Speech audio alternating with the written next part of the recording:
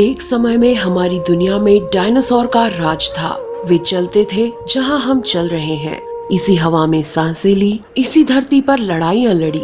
इन दैत्याकार बड़े विचित्र डायनासोर ने करीब 14 करोड़ सालों तक इस धरती पर राज किया। इन डायनासोर की कई हजार प्रजातियां थी। इनमें से कुछ शाकाहारी थे, कुछ मांसाहारी, तो कुछ डायनासोर बहुत ही शांत स्वभाव के थे। वहीं कुछ डायनासोर बहुत ही हिंसक और खतरनाक थे। ये उस समय के सबसे सफल जीव थे। लेकिन फिर अचानक ऐसा क्या हुआ? आखिर वह कौन सी घटना थी जिसने इनका नामो निशान ही मिटा दिया? इसे जानने के लिए हमें करोड़ों साल पीछे जाना होगा और डायनासोर्स के उस अंतिम दिन को करीब से देखना होगा। तो आइए चलते हैं आज से 65 मिलियन साल यानी कि 6 करोड़ 50 लाख साल पीछे। आज से करीब 6.5 करोड़ साल पहले धरती पर मौसम सामान्य था। चारों ओर सूरज की रोशनी बिखरी हुई थी। लंबे लंबे पेड़ों से टकराती समुद्र की ठंडी हवाएं और चारों तरफ डायनासोर के चिल्लाने चिंघाड़ने की आवाजें। जब ये सारी डायनासोर्स प्रजाति बड़े ही आराम से धरती पर अपना जीवन बिता रही थी, तब 10 करोड़ साल पहले ही इनकी किस्मत लिखी जा चुकी थी। 10 करोड़ साल पहले एक छोटा एस्ट्रॉइड का टुकड़ा जो सुदूर अंतरिक्ष से आ रहा था, वह पृथ्वी से लगभग 20 करोड़ मील दूर मंगल और बृहस्पति के बीच बने क्षुद्र ग्रह बेल्ट में घूम रहे एक बड़े एस्ट्रॉइड से जा टकराता है। इस टकराव से उस बड़े एस्ट्रॉइड की दिशा बदल जाती है और वह क्षुद्र ग्रह बेल्ट से निकलकर सीधे पृथ्वी की ओर 22,000 मील प्रति घंटे की रफ्तार से बढ़ने लगता है। जब यह एस्ट्रॉइड पृथ्वी से 3,84,000 किलोमीटर की दूरी पर था, तब धरती से शायद डायनासोर का अंत ना होता यदि यह एस्ट्रॉइड पृथ्वी के उपग्रह चांद से टकराता। लेकिन नियति को कुछ और ही मंजूर था, इसलिए ये बड़ा एस्ट्रॉइड चांद के बहुत नजदीक से गुजर गया।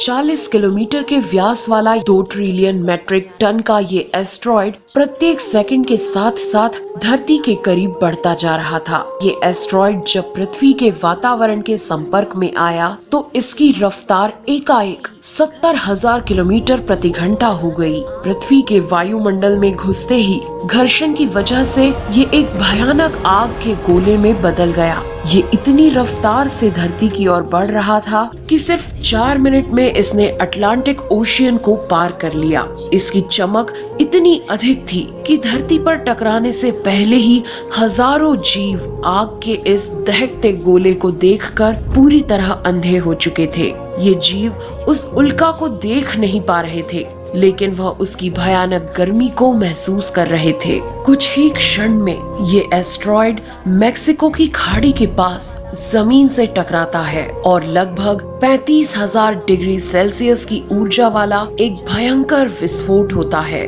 इस टकराव का विस्फोट लगभग 10 हाइड्रोजन बम के विस्फोट के बराबर था। ये विस्फोट इतना शक्तिशाली था कि इसके टकराते ही धरती की लाखों टन धातु अंतरिक्ष में चली गई। टकराव वाली जगह पर 180 किलोमीटर चौड़ा और 20 किलोमीटर गहरा गड्ढा बन गया।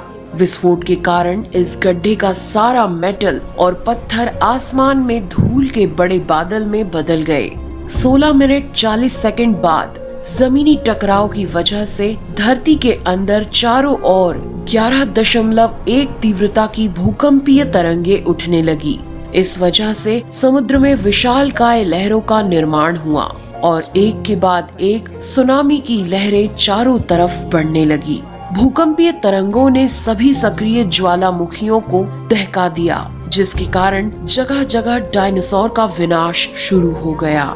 धरती के महाविनाश की प्रक्रिया आरंभ हो चुकी थी। इस भयानक विस्फोट में रेडिएशन की मात्रा इतनी बढ़ गई कि इसके 800 किलोमीटर के दायरे में आने वाले सभी जीव जलकर पूरी तरह राख के ढेर में बदल गए थे। इस महाविनाश में उड़ने वाले डायनासोर इन जमीनी खतरों से तो बच निकले, लेकिन ये तो महाप्रलय की बस शुरुआत मात्र थी। विस्फोट की वजह से जो लाखों टन मेटल, पत्थर और धूल अंतरिक्ष में गया था, वह ग्रेविटेशनल पुल के कारण ठीक 40 मिनट बाद आग के गोले के रूप में पूरी धरती पर बरसने लगे। साथ ही धूल का एक बहुत बड़ा तूफान 6000 किलोमीटर प्रति घंटे की रफ्तार से पृथ्वी के दूसरी तरफ मौत लेकर आ रहा था। ये धूल के बादल कई किलोमीटर मोटे थे, जिसकी वजह से धरती पर सूरज की रोशनी का पहुंच पाना असंभव हो गया। गर्म हवाओं का तापमान 100 डिग्री सेल्सियस से ज्यादा हो जाने के कारण धरती पर पेड़ पौधों की लगभग सारी आबादी जलकर खाक हो गई थी। विस्फोट के 90 मिनट बाद धरती का तापमान 200 डिग्री सेल्सियस तक बढ़ गया। इसकी वजह से जो डायनासोर विस्फोट के इलाके से कोसों मील दूर थे, वे भी इस गर्मी से बच नहीं पाए।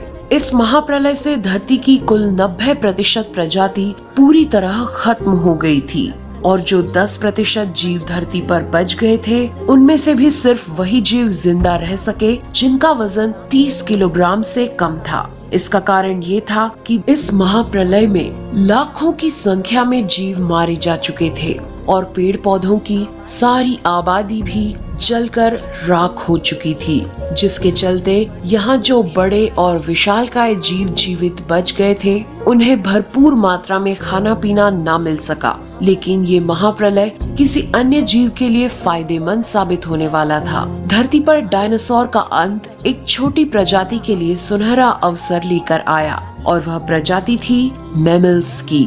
मैमल्स क्या थे, कैसे बच गए महाप्रलय से, डायनासोर के अंत के बाद इंसान कैसे और कहां से आए, ये जानेंगे हम अगले एपिसोड में। यदि आप चाहते हैं कि हम अगला वीडियो जल्द से जल्द बनाएं, तो इस वीडियो पर 2000 लाइक्स जरूर दीजिए और हमारे चैनल को सब्सक्राइब कर हमारा सपोर्ट जरूर करिए। यदि आप नए हैं तो इस चैनल पर हमारे बाकी वीडियो भी जरूर विजिट करें। साथ ही सब्सक्राइब कर नोटिफिकेशन बेल आइकन को भी जरूर दबाएं। मिलते हैं अगले एपिसोड में